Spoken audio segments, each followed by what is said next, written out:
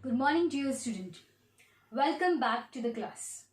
So in the previous class we have studied how we can determine whether the organism is live or not. So for that we have seen visible growth, visible movement. But we have seen also that though the organism are invisible growth or invisible movement, they are alive. That is, we have discussed about the microorganism. Then this we have discussed about the cells. The cells are made up of what? Molecules. Which molecules we have seen? Carbohydrate, lipids and proteins. And why this? What is the importance of this carbohydrates, lipids and proteins? They are useful for producing the energy, and that energy can be used for well functioning of the structure. It can be multicellular structure or it can be the unicellular structure, because all the organism, as you know and studied in 9th standard, all of the living organisms are composed of what?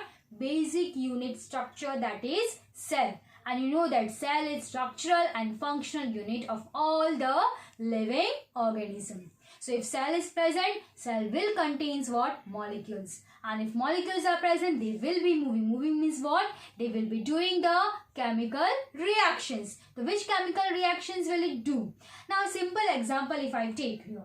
Okay, if there is some injury or a wound on our skin, okay, or on our body, it can be internal or it can be external. What happens then? You see that, you observed or notice that this injury, it is being healed. If it is a small one, then it heals itself by its own mechanism, body mechanism, and a new skin arises. So what happens here? The repair mechanism occurs. How this repair mechanism occurs? In the cells.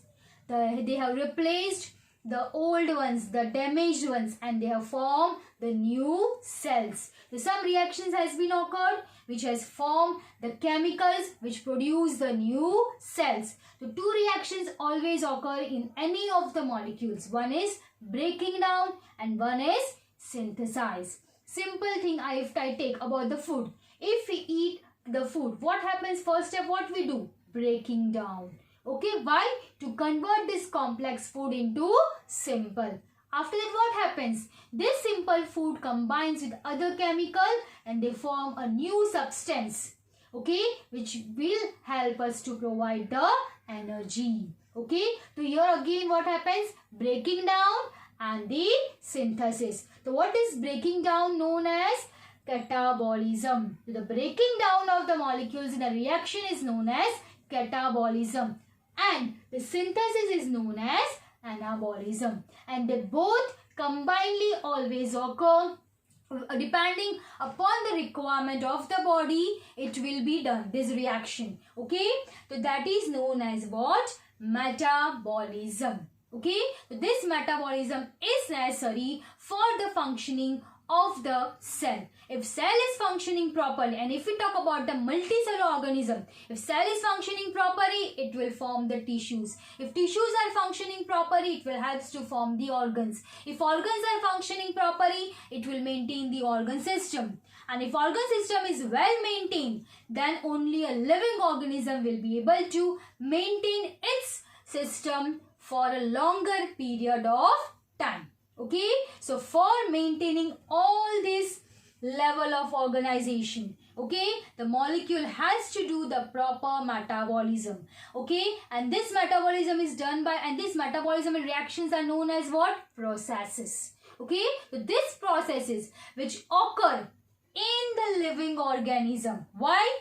To maintain the complex or simple organized structure of the living organism. Then it is known as, then these processes are known as life processes. For example, repair mechanism is there, food breakdown is there. The food breakdown is what? It for energy purpose, that is known as nutrition. We breathe the air. For what? For oxygen. So it is respiration. So all these processes are known as life processes. So these processes are due to the molecular movements which is not seen. Okay, so these molecular movements occur because of that processes are occur, and if this process are occur, then only these well organized structures are being maintained. Okay, so this is known as what? Life process. So what is meant by a life process? They are the process which are required to maintain the complex, well-designed, well-organized structure of a living organism. They are known as life process. And life process, which are they? Nutrition, respiration, digestion, excretion. All these are the life process which has to be performed and done in our living organism. Without any one process, energy will not be produced. No new formation of cells, no excretion of the waste outside from the body. Then it will create a problem in our body. Then a living organism will not able to maintain its state in a living state for a longer period of time. So at last we have seen that what is the difference between the living and non-living? We have seen the movement. We can see the movement in living thing, not in the non-living things. Okay, nutrition means what they can do, the breakdown of the food, but does the non-living do? No. Then excretion, growth, respiration, reproduction, sensitivity. What is sensitivity? Sense organs. We can see, we can feel the touch, we can smell, we can have the taste. Does the non-living do? No. So this is the difference and criteria which can decide whether the organism is living or non-living. So we have seen the life processes. Which are those life processes? We have seen nutrition, transportation, respiration, excretion. Okay, because of that growth and regulations will be there. Now how these life processes are being done? Why nutrition is required? Why all these organ system which are present in our body is required? Why only one system is not provided in our body to perform all this life process? Okay, so we'll see one by one. So first we'll see here. Now as you know that, okay, in our body has to be maintained. So we have seen that life processes has to be done. Now for this life process we have seen molecular movements has to be done. But this molecule will move here and there will do the reaction. Till what? Till what time it will do the reaction? Till it has the energy. If there is no energy, then these molecular movements will not occur. The body, if it has to grow and if it has to maintain, it requires continuous supply of energy. Simple. If the fan has to work, it requires continuous supply of electricity. If machine has to work, if fridge has to cool for a longer period of time, it requires continuous supply of energy. If energy is not given, would the machine will work? So this body as a machine will not able to work. So where this energy comes from? In our body? Yes, it is from the outside source, from the food. Why? Because we, the human beings or other animals, depends upon the food from outside. Why? Because we cannot prepare our food by own like plants. As you have seen in the early classes of the autotrophs and heterotrophs. So we come under what? Heterotrophs. So we have to depend for the energy from outside source, that is food. Why we are taking food here? What is there in the food that gives us energy? Yes. Food contains what? Nutrients. What are these nutrients? What is the definition of the nutrients? Nutrients are what? They are the raw materials which provides us the energy. Which are the examples of the nutrients? Carbohydrates, lipids, proteins, vitamins, minerals, water. All these are nutrients present in the food, okay, which provides us energy. Okay, and the process by which it provides us energy is known as nutrition process. And you know that if the food is complex or a simple food we are eating, no, it is a complex. Why it is known as a complex food? Because food contains not only one nutrient, it contains many nutrients in that. It contains carbohydrate, also lipid, but in a less or more proportion, but it contains all the nutrients. Okay, so therefore our food is a complex food. And it is also known as a carbon-based food. Why carbon-based food? Because as you see, carbohydrate, lipids, proteins, they contain what? Carbon as a main constituent. Okay, carbon, hydrogen, oxygen. All these are organic-based molecules. Now, one more thing. What is different between organic and inorganic? The organic means what?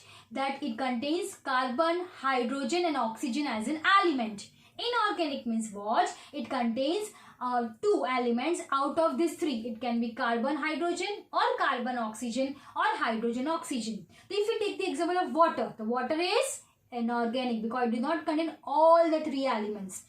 Then if we talk about carbohydrate, it contains all the three elements CHO. So if all the three elements are present, we can call it as organic molecules. And if any two is present out of three, it is known as inorganic molecules. Okay, the organic and inorganic. So our food is what? Complex. So it is a organic food. But when we talk about plant takes what? Simple inorganic. Why? We will talk later. First focus here, okay? So we eat what? Complex food. Now this complex food directly keeping in mouth, it gives us energy? No. That complex food has to be broken down into simple form. Then only it will able to give us energy. It has to be broken down. So for that what is required? Some chemicals are required, some enzymes are required which will help us to break down that food. Okay, so for that a system is required which will help us to break down. So which system is required? So we are keeping the food in the mouth. So we require the system that is digestive system which will help us to digest. Digest means what? Break down the food in the presence of the enzymes, converting complex into simple form. Then only it will help us to provide us energy until it converts into a simple form. It requires enzyme. It requires a system. Okay, so which system is there? Digestive. Therefore, what is meant by digestion? Breaking down of the food molecules in presence of the enzymes. Okay, and that is done only and only by the digestive system. Therefore, digestive system is required for converting complex into simple. Now see, simple food is formed. Now from this simple food, we want what?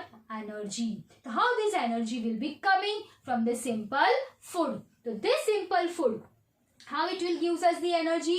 It has to go oxidation reaction. Now what is this oxidation? Okay, oxidation means what? Addition of the oxygen.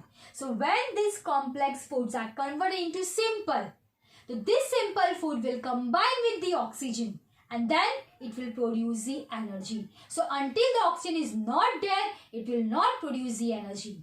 Now from where this oxygen will come in our body? Because mouth cannot breathe air, it cannot take the oxygen inside along with the food. So where this oxygen will come from? This oxygen will come from the, from where we are breathing? Nose. This is the opening part which is having direct contact with the atmosphere. So from where we breathe the air, and you know that lungs is only the organ which stores the oxygen, which takes the oxygen. So in lungs oxygen is present, okay, but in digestive system the simple form is present. Now this has to combine, then only it will help us to produce the energy. So how it will combine now? Now there should be some transporting system, no? That will transport the oxygen from the lungs to the digestive system so that the simple form will combine with oxygen and will produce the energy. So which is a transport system?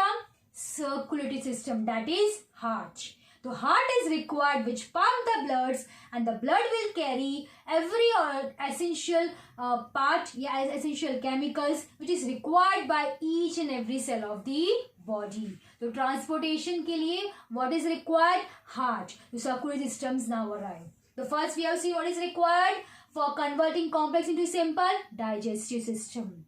For simple form converting and to produce the energy, we require the oxygen. So who will provide us oxygen?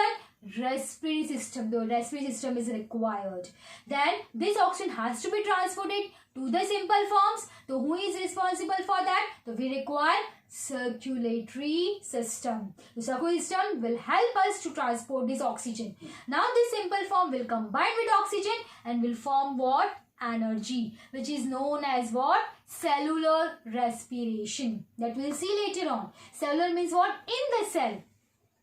The simple form breakdown in presence of oxygen, that is known as and provides us energy. So this process is known as cellular respiration. Okay, so by this cellular respiration only the energy is provided. Now see, once energy is formed in our body, where this energy will be used? It will be used in the repair mechanism in formation of the new cells. So is it so that only the useful products only will be formed? No. Besides useful product, the waste also can be generated. So in this way the waste are generated. Okay, so what do the body will do with the waste? Will it accumulate in the body? No, because waste cannot be accumulated because it can create a poison. So it has to be gathered out of the body. So for that, who will be responsible? Who will be doing that? Do respiratory system? No. Digestive? No. Transport system? No. So who will be doing that? So with the help of transport system, it will be gathered out by, we require kidneys. So kidneys are the part of excretory system. Therefore, we require the system that is excretory system, which will get rid out all the waste which is collected and formed in our body in the form of the liquid waste. Okay, so this now till now we have seen that 4 systems are compulsory required.